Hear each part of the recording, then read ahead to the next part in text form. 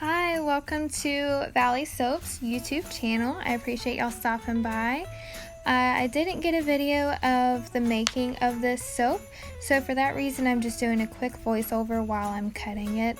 So as you can see, I divided my soap batter into three equal sections. I did use extra red vibrance mica from Nurture soap, and that's why it's so dark. That could be the reason why my batch accelerated and why I don't have even lines, but it could also be the blackberry sage fragrance oil that I used as well. And then I used activated charcoal for the middle layer, and in between those layers I used black onyx and Viro glitter as well. And for the top I just used gold mica glitter.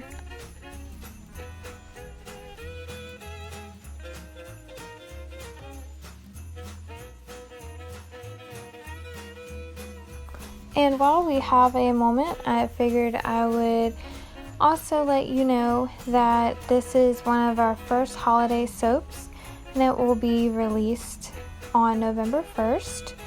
So if you are wanting to get this as a gift or get this for yourself, then November 1st is going to be the day for that. And the website is bellevalleysoaps.com.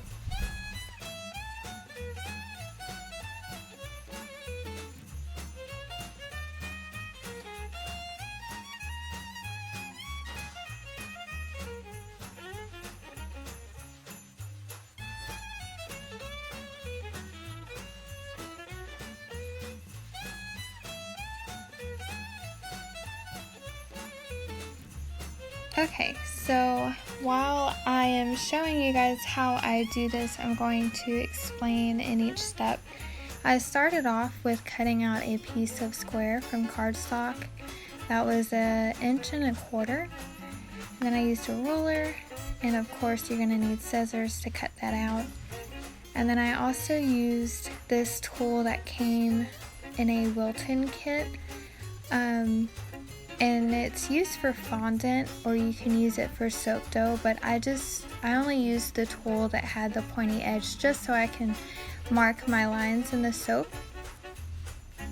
Now you don't necessarily have to do this with your soap in order to create the belt buckle, but I did. I'm a little bit of a perfectionist. So I wanted all of my lines to be square and just really match for every soap. Okay, so what I'm doing here is I'm marking the outside of this square piece of cardstock where I would like the belt buckle to go. I'm going to go all the way around it, and I'm going to try not to go too deep. I want to etch just enough on the soap that I can see where my lines are. And then I'm going to go back over the corners.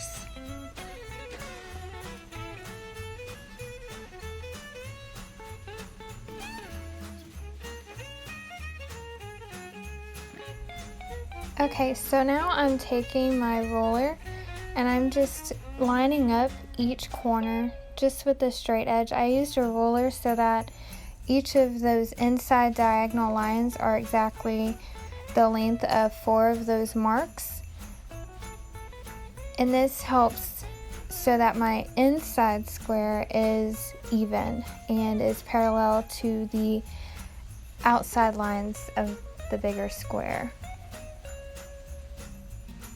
So I do the large size square, the diagonal lines on the inside, and then this smaller square.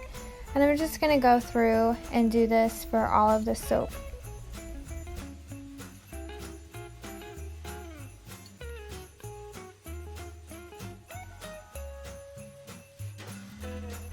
And please don't forget to like this video if you have enjoyed it this far, and also feel free to ask anything in the comment section. I am active there and I do reply to comments.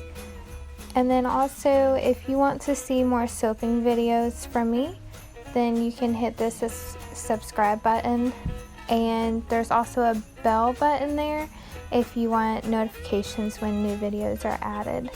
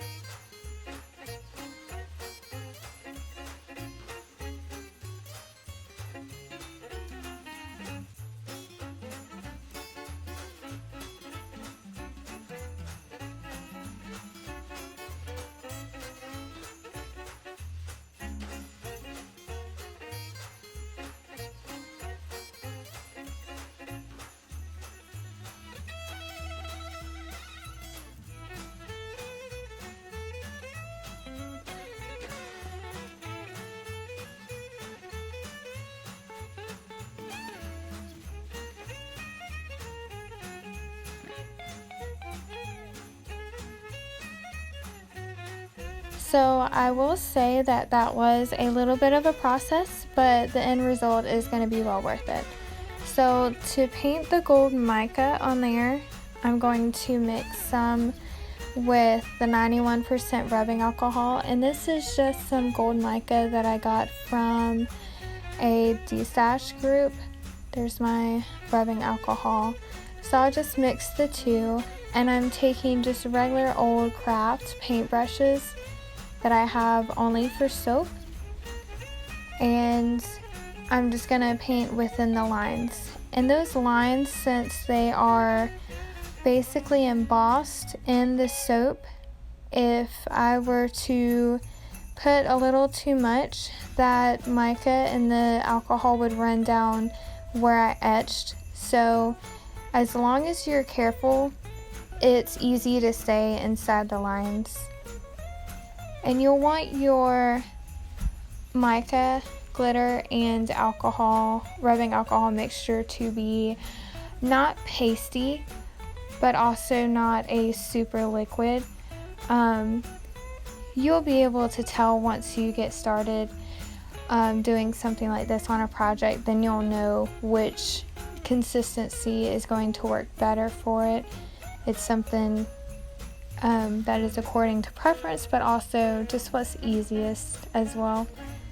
And then I just kind of dabble, because if I drag my brush along where I'm painting at, it's actually going to lift some of that mica up, and I want to make sure it stays there.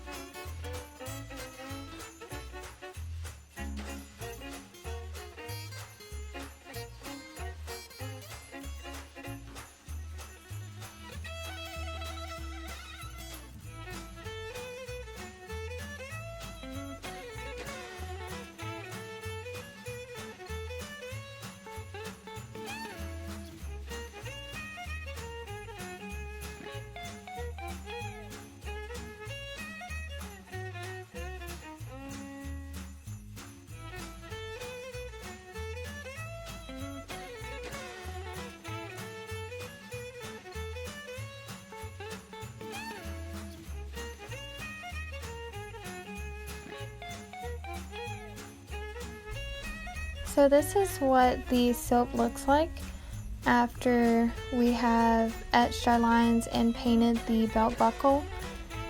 And of course this is before we clean it up. So now I'm going to use an acrylic planer and beveler that I ordered from Amazon. And this is actually the first batch that I am doing with this. So it's my first time using a planer ever, as well as the beveler. Before, I've just taken a vegetable peeler and just beveled the edges of my soaps that way, but I'm not sure which I like best yet, but I definitely like to plane the soap so I can get that smooth surface. So if you see me struggle a little bit, that's why. It's my first time using this.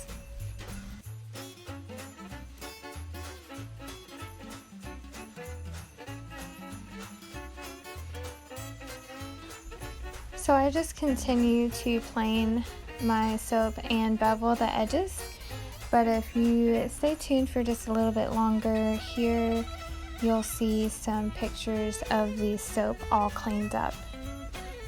And this soap I will actually package in shrink wrap and then put the sticker label on the back instead of my usual cigar bands, just because I don't want to cover up the design that I've worked so hard on for this soap.